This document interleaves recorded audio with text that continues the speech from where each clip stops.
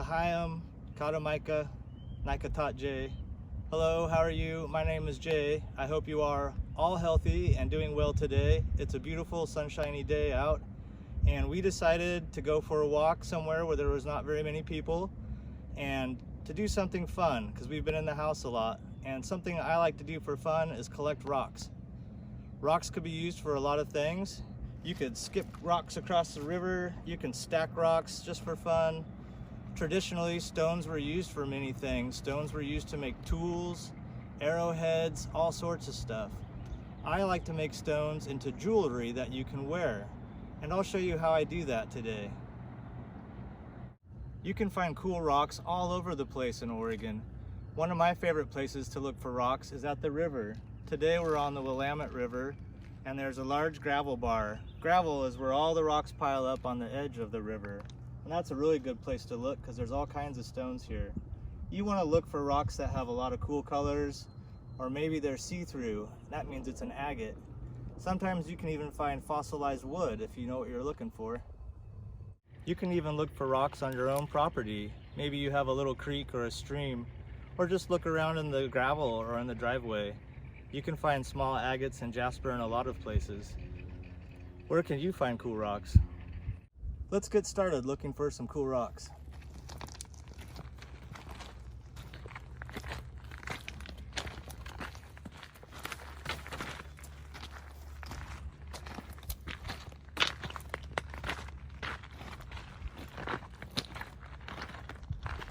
When you're looking for stones to make into jewelry, you want stones that are really hard and shiny.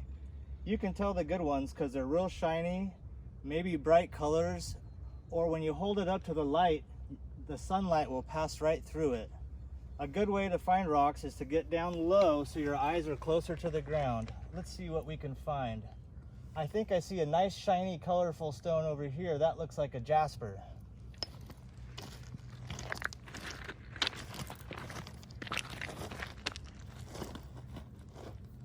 That's a nice jasper.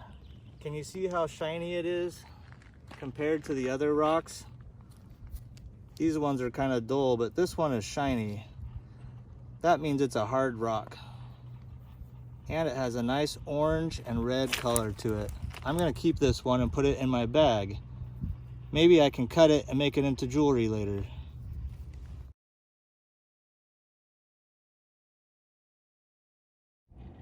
Hayu-masi for that great jasper. So glad to find it. I hope we can find something else. Let's see if we can find more.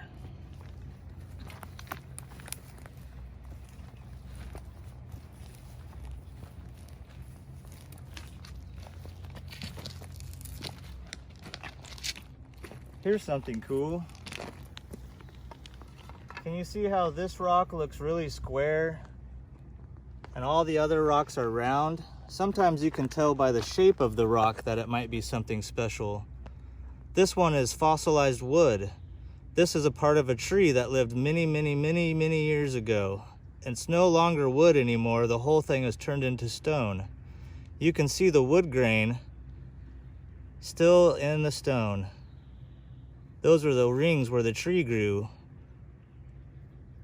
This one's real nice. I think I'll keep this one.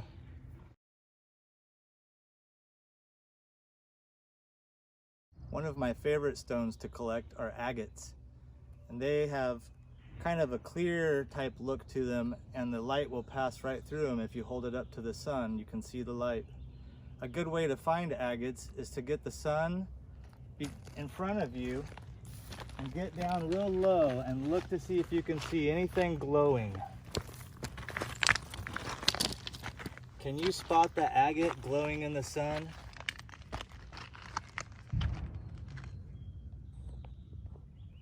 There it is.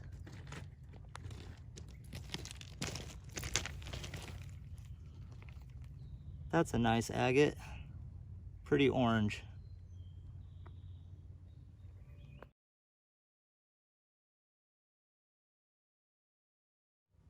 We made it back from the river from exploring today to our house, and I decided that I want to cut the big jasper rock in half to see what the inside looks like. So I'm going to use a special machine called a rock saw, and I've put the rock inside here in the vise, and it holds the rock really still.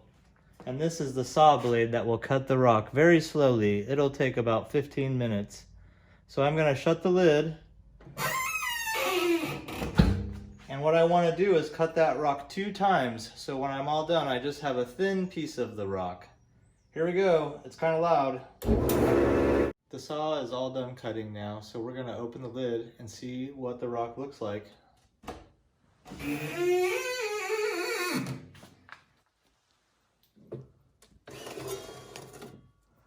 Now you can see the inside of the stone.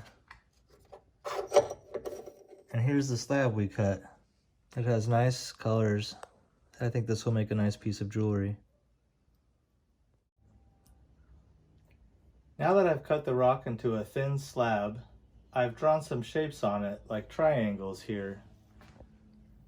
And I'll use a smaller saw, another rock saw called a trim saw, that I'll use by hand to cut the rock into these shapes.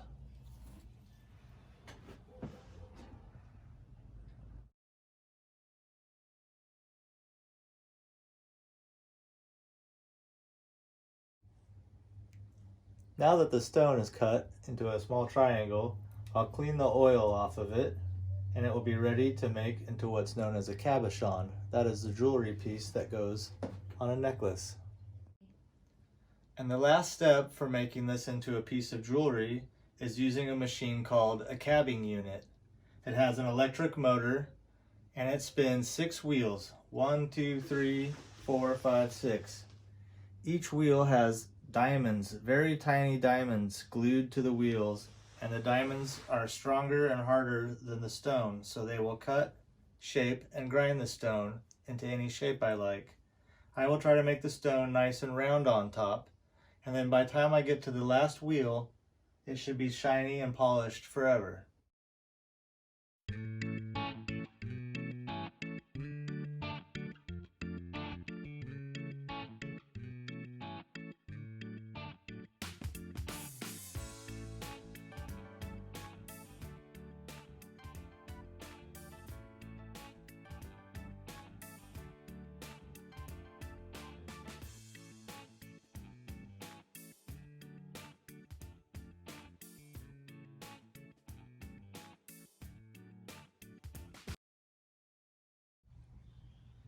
Now that I'm all done with the cabbing machine, the stone is polished, which means it will stay shiny.